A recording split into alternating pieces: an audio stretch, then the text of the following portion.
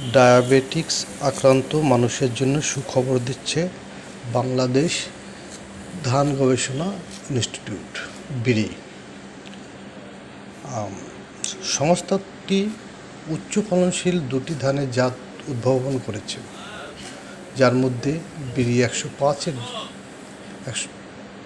জাতের ধানের চাল বিশেষ বৈশিষ্ট্যের কারণে ডায়াবেটিক্স রোগীদের জন্য উপকারী বলে দাবি করেছে ইনস্টিটিউটের বিজ্ঞানী ও পুষ্টিবিদরা।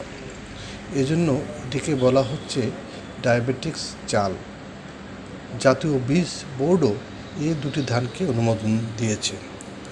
সুখবরটি আরও হলো যে এটি খুলনার ডুমুরিয়ায় এবছর বোরো মৌসুমে চাষ হয়েছে। অন্যান্য ধানের তুলনায় এ ধানের উৎপাদন ভালো, ফলন ভালো। এছাড়া সার কীটনাশকের প্রয়োজনীয়তাও কম।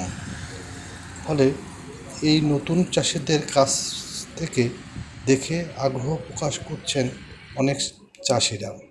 শুধু তাই নয়, বিরি 105 ধানের বীজ সংরক্ষণ করতে পারবেন কৃষকরা। ফলে হাইব্রিড ধানের বীজ কিনতে যে প্রচুর অর্থের প্রয়োজন হতো, এই ধান চাষে সেই খরচও অনেকটাই কমে যাবে। চাষিরা জানিয়েছেন যে আগামী মৌসুমে খুলনার ডুমুরিয়া সহ বিভিন্ন এলাকায় এ ধানের চাষ আরও বাড়বে।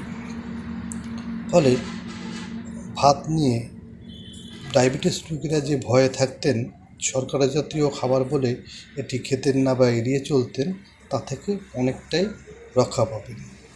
অর্থাৎ ভাত খেয়েও ডায়াবেটিস রোগীরা সুস্থ থাকতে পারবেন।